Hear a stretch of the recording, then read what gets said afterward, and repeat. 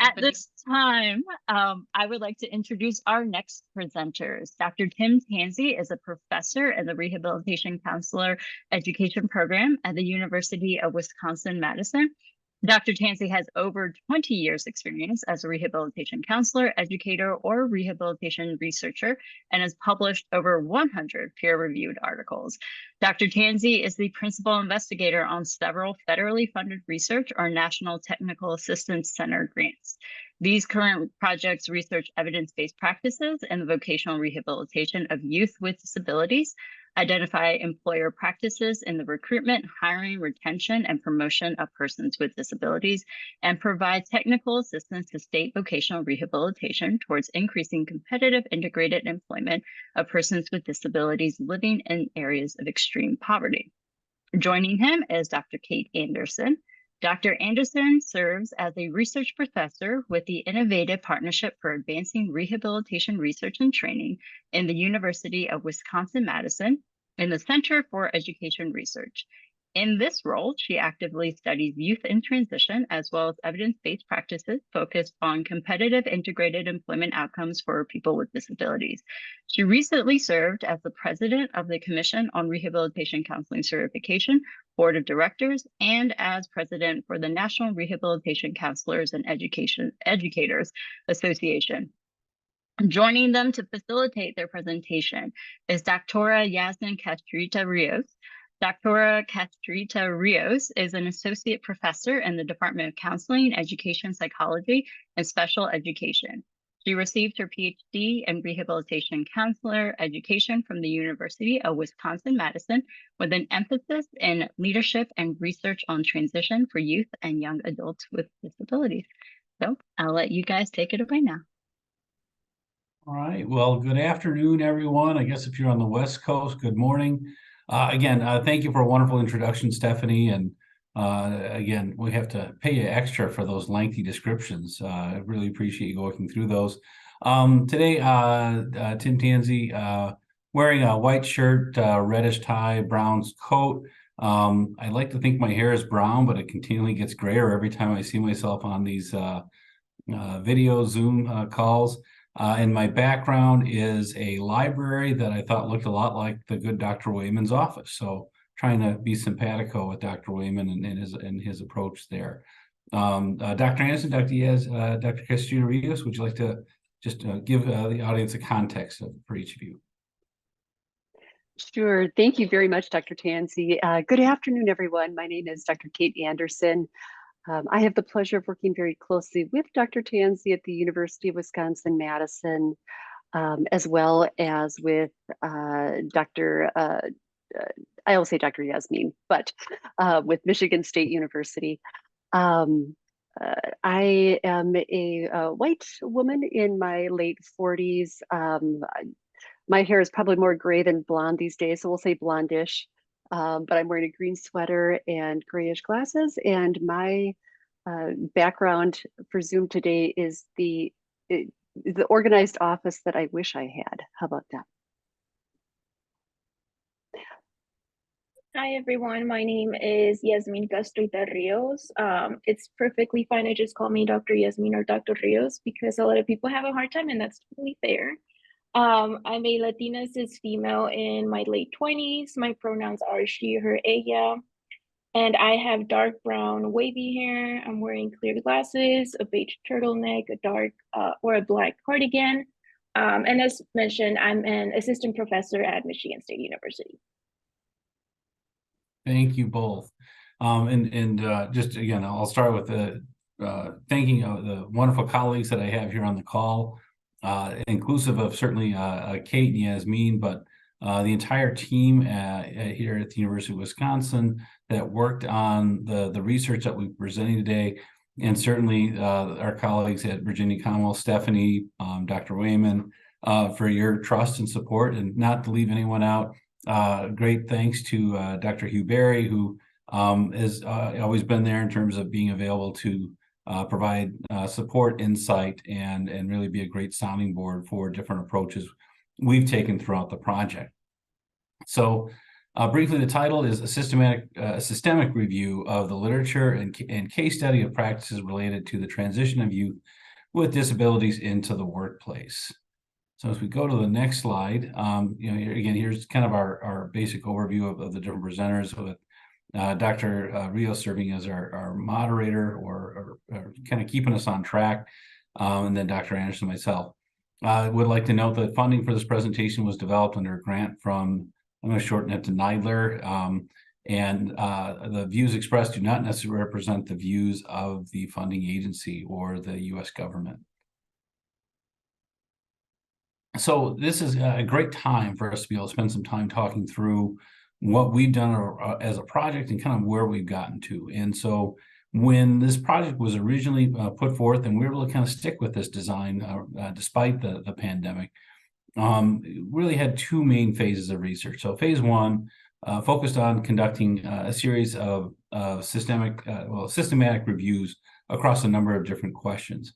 The concept behind these reviews was really to try to provide a contextual basis for, as we started to move to our phase two, our multiple case study phase, having a grounding in the literature, so that as we identify the specific interview protocol questions, we wanted to have a literature basis to support, why were certain questions included, and maybe why certain questions weren't maybe as necessary, but to really guide, I think, that case study process. So under phase one, we conducted 4 scoping reviews, and if we can click through those, I always kind of leave these up. So the goal of these scoping reviews really was to try to gather a really wraparound sense of what services and supports youth with disabilities who are in transition or transition age youth, what is available to them. And by thinking about what's available to them, we started off with the primary kind of large 2 omnibus providers that we can think of. One was really focused on looking at what was vocational rehabilitation services, those services that are provided for under the Workforce Investment and Opportunities Act, or WIOA. What explicitly was happening either pre-WIOA or in the context of WIOA that was there to support this, again, transition to adulthood, in particular in the nature of vocational rehabilitation, transition to work, and thinking about work or post-secondary education. Recognizing that again, under the explicit focus of WIOA and things that have been a focus, and I always get worried when Stephanie says I've been around for 20 years. I cheat. I haven't updated that in a while. It's probably closer to 30, 35 years now. But it makes me feel younger if I've only been doing it for 20 years. We've been talking about the need to interact effectively and really think through how we can do a better job working with colleagues across the spectrum, particularly those that are providing services under secondary education. And so we want to get a sense of, well, what does the research say? What has been done from a secondary education services? And again, the focus on all these was not just what's being done. There's a host of services that are happening in both VR as well as special education, but really want to focus on what work has been done and what empirical studies have been done around those services that lead to employment or lead to readiness or capacity for employment, using that as the primary lens that we had in developing these systematic reviews. From my long experiences long ago in terms of working with community-based programs and recognizing the range of services and supports that are happening apart from those 2 primary structures, there is quite a bit of work that's been done by these community-based agencies. They're there in providing, again, a range of services, whether they be in direct referral from vocational rehabilitation or secondary education, but may have a slightly different mission, may have a slightly different service structure, certainly has different opportunities for flexibility in how they might approach working with the youth and or their families. And so we wanted to conduct, as part of our systematic review, and getting a sense of, well, what's happening in those. And I think the key, and when I say the key to all this is, I think we're continually seeing this both in terms of WIOA, in terms of whether it be different federal projects that have been announced recently. I think the cleanest of this is thinking about the Disability Innovation Fund projects that were recently awarded by the Rehabilitation Services Administration, really looking at partnerships. What are we doing in terms of collaborations that support employment outcomes for youth? And so what evidence did we have of interactions and effective interactions and collaborations between vocational rehabilitation and secondary education, between vocational rehabilitation and community-based programs? So really trying to get some sense of, well, what literature supported the efficacy of those collaborations towards employment. So this was the task that we had in front of us, at least in the first 2 years, was really trying to get a sense of how each one of these service providers both worked independently, but then worked collaboratively in the support of youth and their goals for employment. And so guiding these, we had a series of 6 research questions. And I'm not going to read off all these. I'll ask Dr. Anderson to click through them as quickly as possible, since she has control of the remote, which is a good thing. If I find that I'm going too long, don't be surprised if she just fast forwards slides to make me talk faster, so I don't filibuster the entirety of the time. But essentially what we wanted to get a sense of what are those VR program services that have been found to be scientifically valid and effective for improving transition to work of youth with disabilities. But then looking at what are some internal contextual factors that tell us a little bit more about, that when we think about evidence-based practice, when we think about taking the next step in terms of designing effective interventions, it's not just enough to think about here's an intervention, but we need to think about who this intervention is effective for, when is it effective, what are the other constraints that make this intervention maybe more or less effective over time as a function of whether it be service provision, whether it be family variables, environmental variables, personal variables, really trying to get some sense of here are things that are working and not working. And when we think about those contextual factors that mediate efficacy, those are ultimately when Dr. Anderson talks a bit about what we're doing in terms of the phase 2, the actual case studies, the depth of information that we're getting in terms of contextual factors is wonderful. It takes us in kind of a whole new kind of thinking about how we might want to approach the next iteration of service provision. In terms of questions 1, 3, and I think there's a 5 and 6. She's taking her time putting those up. A lot of that we can find some great information from the empirical literature on, particularly 1, 3, and 5. What we're getting more and more, I think, from in terms of the case studies is learning more about 2, 4, and 6, those specific questions. And I'm just trying to rush through those a little bit because I know we have a packed agenda, and I figure if I rush through them, then I won't get pushed too fast. But if we can go to the next slide, I want to just talk about some of the frameworks we used and then what we looked at.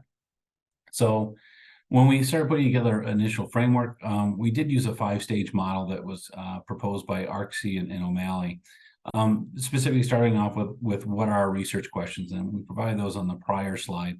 The goal here was really to try to ground as far as when we start working with a large team, and when you recognize as we go through it the amount of literature that this team went through over a 2-year period, without a research question, being absent those research questions, it's very easy to have conceptual drift in what we're looking at. It's very easy to get conceptual drift in terms of, well, let's think about including this because it's a really good study. If it didn't constrain to the research questions that we had proposed and we had defined as a team, you can start getting a lot of additional work. And when we think about reviewing several thousand articles, it starts adding to that workload, and ultimately you have, I think, some diluted results as a function of it. So our next step was to identify those relevant studies using various sources, using things like databases, using reference lists from articles that we found that are consistent with what we're looking for under those research questions, seeing who are those authors referencing and what information are they pulling from in the design, development, conceptualization, and implementation of their work. Ultimately, we selected studies that were relevant to the research questions to be included and documented what was our interarray reliability. So if I had 2 or 3 individuals looking at the same article with the same parameters, were they coming up with the same result in terms of were they both saying, or as a group saying, yes, we believe that this should be included versus not. And just as from some standpoint of, we wanted to have that reliability so that we could all agree that we were all looking for the same thing and looking at how we're going to incorporate those. Then, of course, organize and synthesize data, and then summarize and report the results of the scoping study, which we are going to be doing here today. In terms of our research team, each team included at least 1 to 2 researchers or professors with expertise in youth with disabilities, transition, and employment, and generally also involves several project assistants. These are graduate students, and I should say these are doctoral candidates or doctoral students at the University of Wisconsin-Madison Rehabilitation Counselor Education Program. We wanted to have a high talented pool of individuals looking at these, again, in part going back to trying to have a high degree of inter-rater reliability and fidelity to the model that we were looking at trying to explore. So subsequent to identifying the research questions, we actually sat down with the entire team multiple times, going through different iterations of both the research questions, but then going through how to review an article, how to actually find the information we're looking for, and then ultimately what we wanted to find in terms of the specific output from this study. So we met with, again, as a team to kind of walk through this, and then started working through, or initially were concept maps. So when we think about services that might be provided through vocational rehabilitation, I'll present, and certainly in the details, there are examples of concept maps, but within VR, you can actually sit down and put down vocational rehabilitation at the center point. And then you could look at what are the range of career activities or career services that are offered by vocational rehabilitation. Those are our constellation. That's our concept map. We then from the data can actually identify to what extent, is there reasonable research around things like work-based learning activities? To what extent are there services that we can identify around pre-employment transition services as part of that larger concept map?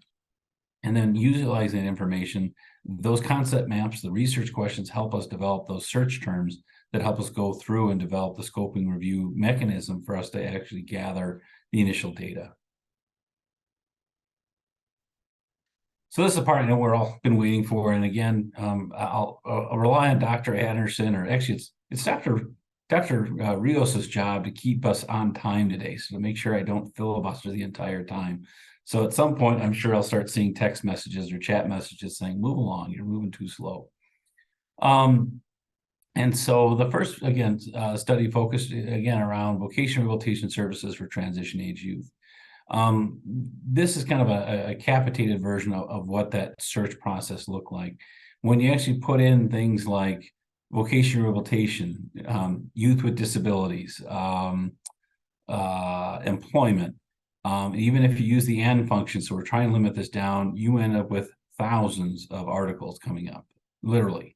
I could ask Dr. Rios, because she was working on several of these projects, what was the highest number, but when we put down, at least in employment transition age youth and disability, that was essentially the population of potential articles that we all were looking at. And if memory serves, it was somewhere in the neighborhood of about 23,000. And then we're not looking at 23,000. Then you start adding in the specific elements to the research question to try to narrow this down. So, for example, was this an empirical article, or was it more thematic in nature? Was it individuals just saying, here's what we need to do, or is there actually data being collected based on, preferably, again, an interventional study? Very few of those are actually done out of vocational rehabilitation. Majority of them are descriptive in nature. And so, again, it affects how we start looking at these different outcomes. So from the original study pool, and just give you an idea, we started with, in this group, 209, which we have on the slide. And for those of you that would benefit from this, we have initial pool that we got down to 209 articles that we thought were probable in terms of the ones that we'd likely to look to include. After kind of group review and doing a title review, we were able to eliminate 77 of those. We then, ended up with 132. When we think about that ratio, there was some disagreement just based on title. But as we started getting deeper and deeper into the actual content, that inter-rater reliability of that kappa statistic continued to go up. After we had a chance to look at the abstract, we actually deleted another 86. And again, you saw corresponding after that abstract review, us being limited down to 46 articles that we had of interest, and that kappa went up about 20%. Then we actually looked at that full text review, and when we did the full text review, one of the things we did as a team is, well, maybe that, you know, and I'm notorious for this, maybe the abstract still isn't a great overview of what was actually being discussed in the article. So we actually retained even those 86 when we did the full text review. So everyone on the team had to read essentially 86 articles, which made for light reading for a couple of nights, and ultimately got down to 34 that we thought were appropriate. And based on reference sections that we reviewed and actually added in, we added in one additional study to end up with 35 articles under this portion of the review. So what do we find?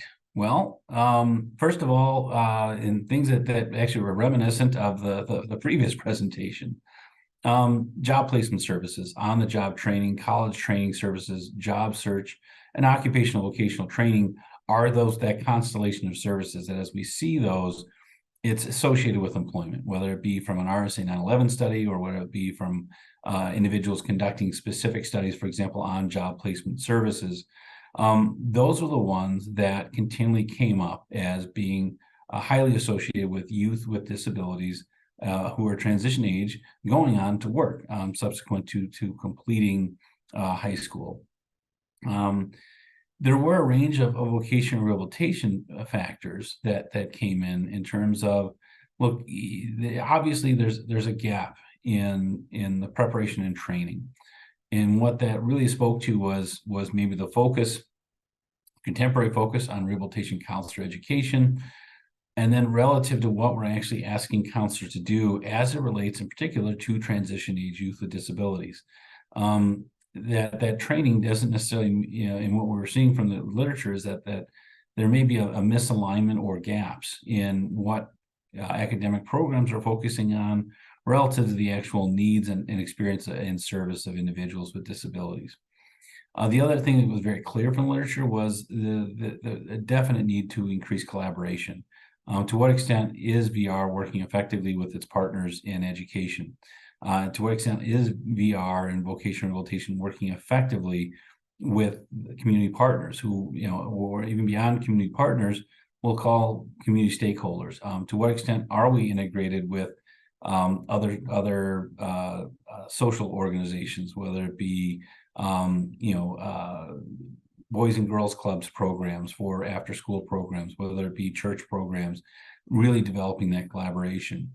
And also identified a range of demographic factors in terms of impacts of specific to gender, race, ethnicity, education, post-secondary education, and then certainly SSI, SSDI, and specific disability types. All these were coming through, and that, again, it speaks to that there is not a one-size-fits-all approach, that it is a very nuanced, a very individual approach.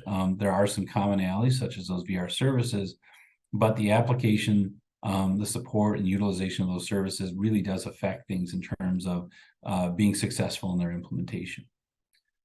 We'll move on to 2. I know I'm going slow. I will try to kind of speed some of this up.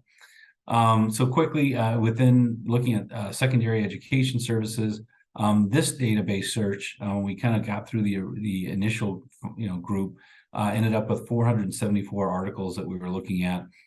We were able to remove 72 duplicates, and then actually we were able to remove another 331. So this gives you a sense of, even though we thought we had fairly titrated search terms, we still ended up pulling 331 articles based on just looking at and doing a title search versus utilizing a keyword search. So after title screening, we were looking at 71 articles. We then reduced this by, again, if a source was unrelated to youth, employment, or disability in the abstract, or there wasn't an abstract with it, so it wasn't technically a peer-reviewed article, that resulted in a further reduction of 36. Here we felt very comfortable when we looked at doing an abstract screening. Again, ended up with a little lower, because again, this was where it was interesting. We kind of went in a different route in how we were approaching, how given that we were primarily a group of individuals in rehabilitation counseling research, how we approached looking at the research that was coming out of special education or secondary education services. But this reduced, after looking at the actual full text, it ended up reducing an additional 5 articles to have 30 articles that we were looking at for our full screening. What was interesting was, again, this speaks to, I think, our prior panelists, work experience during high school and paid work experience is really what this should be noted as. Having the opportunity to work for pay, having the opportunity to develop some level of career identity, and having an extrinsic benefit to that clearly was associated with youth being more likely to engage in employment activities subsequent to completion of their secondary education programming. Identifying that youth truly value, and that within secondary education, supporting things like independence and autonomy, giving youth the skills to look at that larger life independence. So looking at training individuals on how to use appropriate transportation and identifying what those are, working on social skills, or within the context of PREETs, workplace skills, and how to actually manage those. Working with youth on their expectations and the provision of assistive technology were all critical items.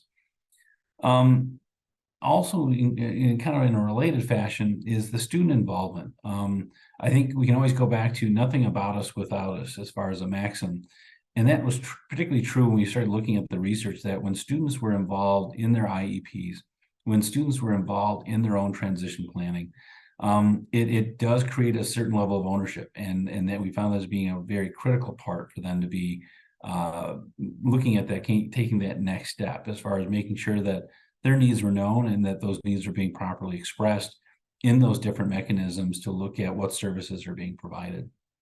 Yeah, certainly, again, similar demographic factors in terms of student characteristics and coming in. What was interesting and probably a standout, but we did want to highlight it in terms of secondary education services, were the use of looking at services to increase overall functioning to the greatest amount possible, or through things such as medical restoration services. Looking at trying to, and I think in looking at the research and retrospectively, a lot of it comes down to, you've gone through and received what other services you think might be available to help optimize your functioning. It's no longer, that's a missing piece. It's no longer kind of an unknown for the youth. Knowing that this level of functioning is likely going to be kind of their level of functioning relative to those medical restoration services. This then, I think, at least created that concept of moving towards looking at greater identification of their disability, greater development of their own disability identity, as ultimately, it again supported their independence and autonomy. So it is this chain-wise reaction that we were seeing in the context of that data. All right, somebody's going to keep me on track. I took my watch off because I didn't want to help myself reminding me, but I hope I'm doing okay on time. We want to move a little bit faster because we do want to get some time for Q&A. Well, I have it on good authority from Dr. Wayman that I could take an extra hour. Very quickly, I'm not going to run through the graphic, and I apologize for that. Again, started with 496 articles, ended up with 15 articles that we thought were relevant. And what we were seeing in terms of community-based programs, certainly a focus in there of what they were seeing is a high utilization of adapted individualized services, particularly the IPS model, individualized placement and support.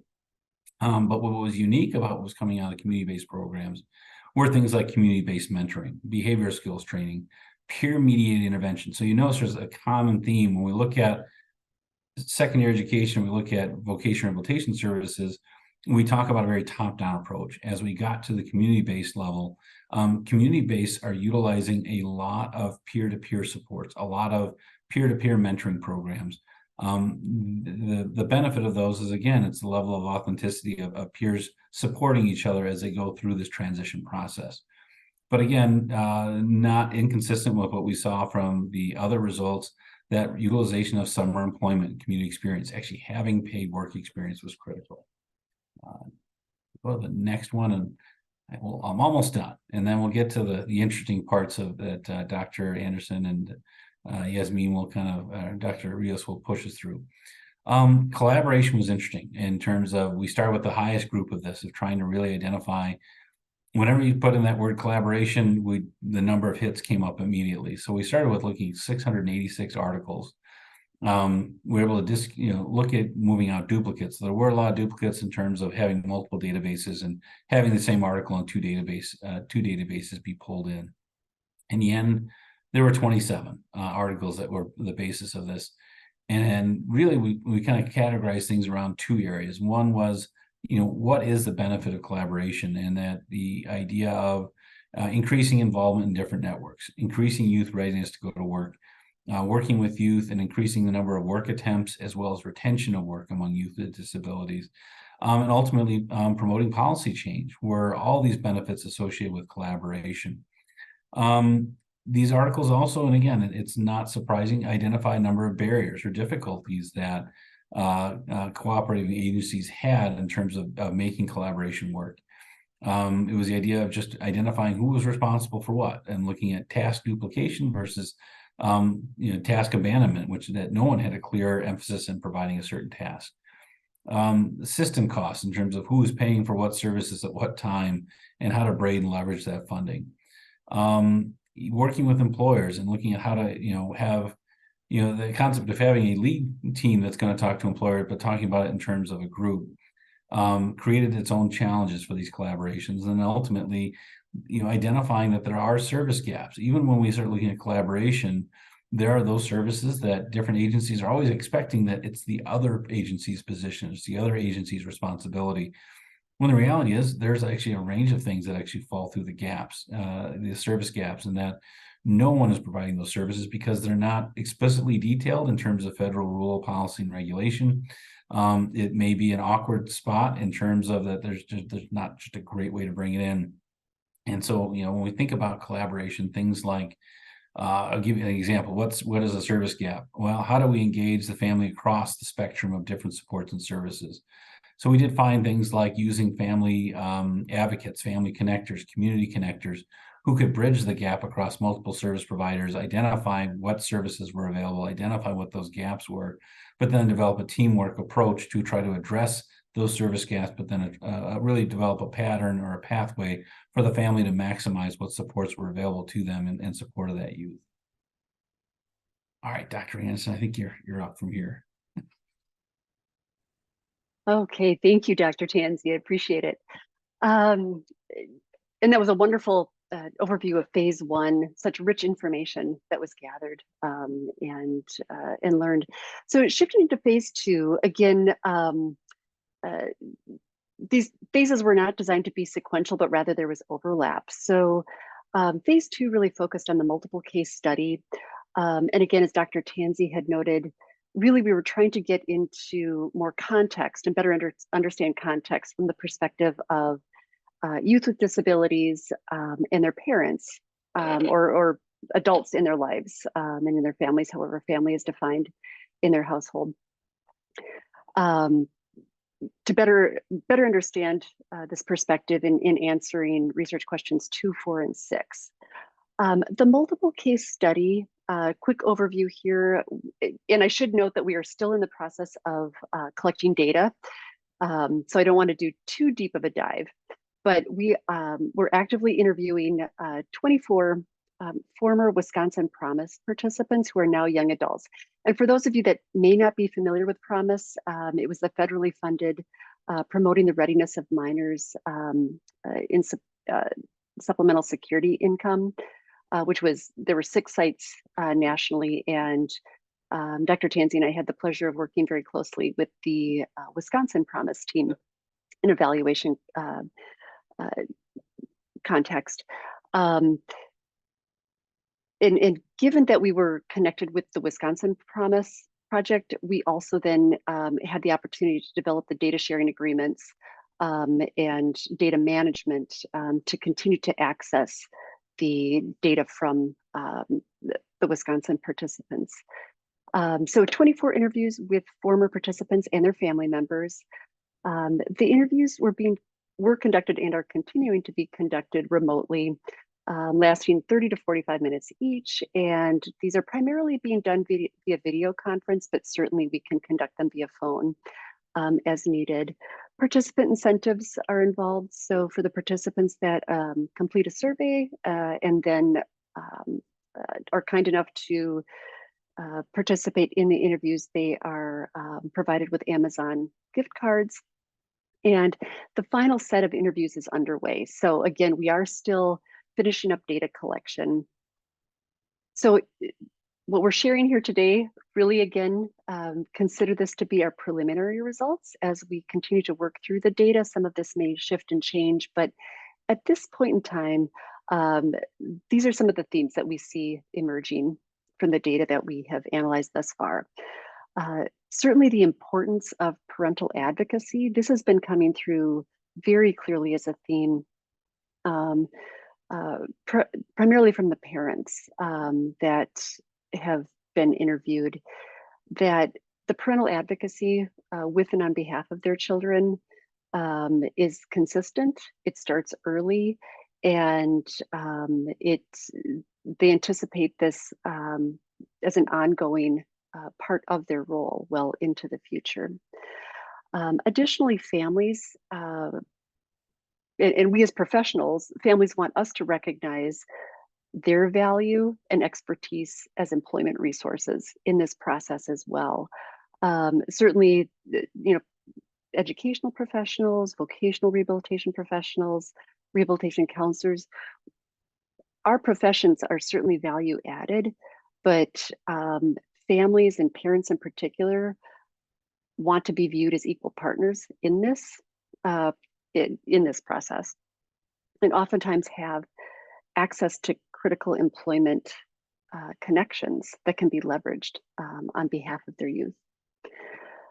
Again, consistent with what we saw through the systematic reviews, but that continuity across systems, again, is critical, right? So the school to work and adult life, and consistency and a smooth transition process is really important. And that's certainly what youth are saying and their family members are saying. Having a deep knowledge of the local resources, local resources, knowledge, and staff are critical outcome drivers. And families had noted considerable frustration when there's high turnover and continual shifting in terms of the professional staff that their youth and family are working with, and feeling that they need to start over. So anything that can be done to help improve retention and the retention of high quality staff across systems and working with youth is noted. Again, consistent with what we noted and learned through the scoping reviews, expectations, right? So expectations by youth and families for youth regarding work, paid employment, real work, real jobs, real pay, as well as education is important. Not only in terms of driving outcomes, but also those expectations are very important from a mental health perspective for youth and families. And then finally, the ongoing need for increased collaboration between VR and partners, and families noted that time and time again, again, underscoring that anything that we as systems can do to help increase that collaboration and make it easier on families who are already juggling a lot is incredibly helpful.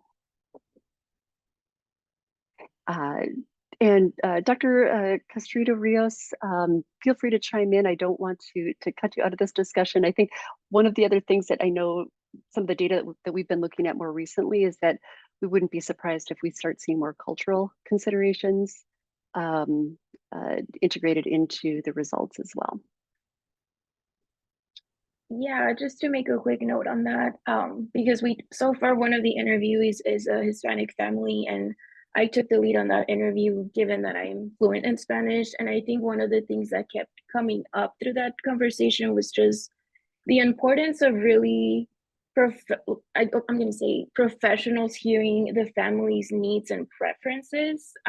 For example, sometimes being placed in jobs that were not appropriate due to transportation issues, or just personal preferences due to the disability type that the particular youth had. So just kind of emphasize that as well, like just collectively that cultural considerations and knowing how to interact with them and how to make sure that you're consistently being respectful with them. If there's no additional comments from Dr. Tansey or Dr. Anderson, we do have a question from one of our attendees. So they are asking if the students met with a community work incentives coordinator for benefits planning during this time.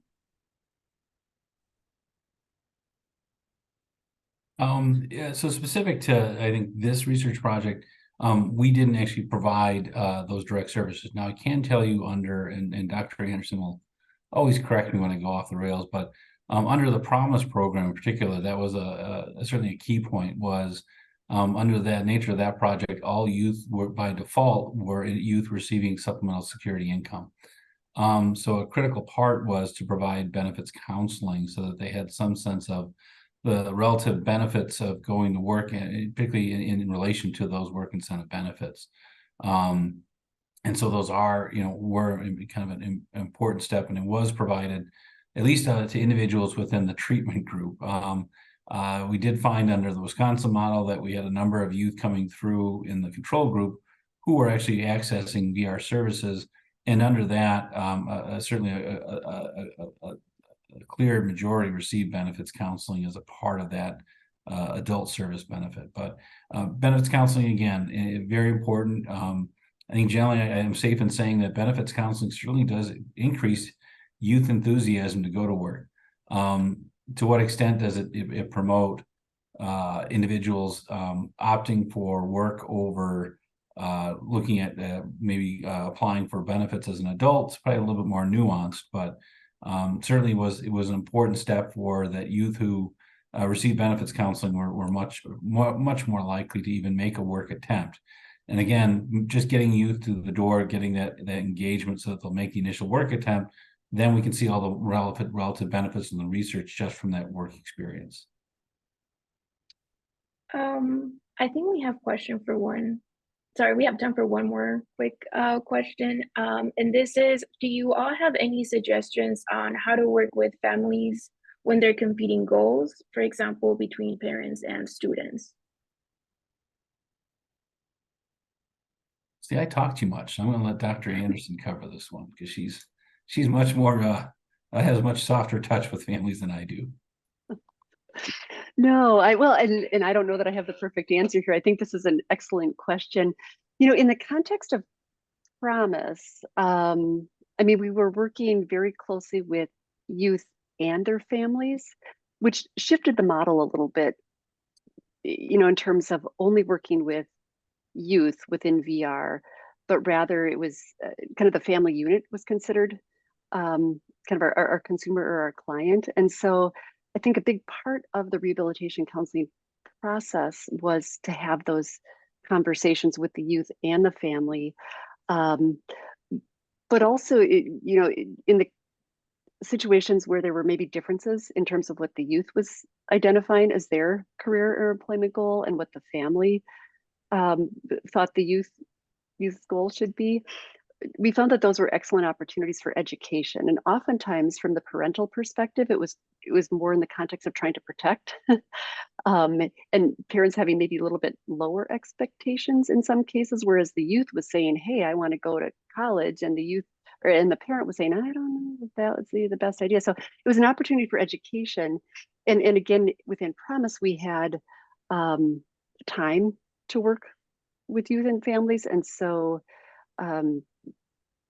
by providing various, opportunities, work experiences, paid work experiences, internships, I think families were able to see what their youth were capable of, which kind of opened ideas. And so it was really kind of a career development process, I guess I would say, for the whole family, not just the youth, but the family in support of the youth, which was really very, very cool to see. And I know we're out of time. I just quickly, Stephanie always steal an extra minute. I mentioned in the chat that most of these articles that we've described today that were published are available open access per the wonderful leadership of Dr. Paul Wayman. I did put one link into a review that contains the direct links to these articles, as well as a host of other literature that was developed across this RRTC, other projects at Virginia Commonwealth, and certainly the Technical Assistance Center. So I highly recommend, if you're interested in actually seeing the results and reading firsthand, please check out that link that's been provided. Thank you guys so much. Yeah, thank you, Tim, Cayte, and Yazmin. And like you said, kind of going back to the earlier presentation, I think it's so important to have this baseline information so that we can move the field forward. So I really appreciate you being here today to present it.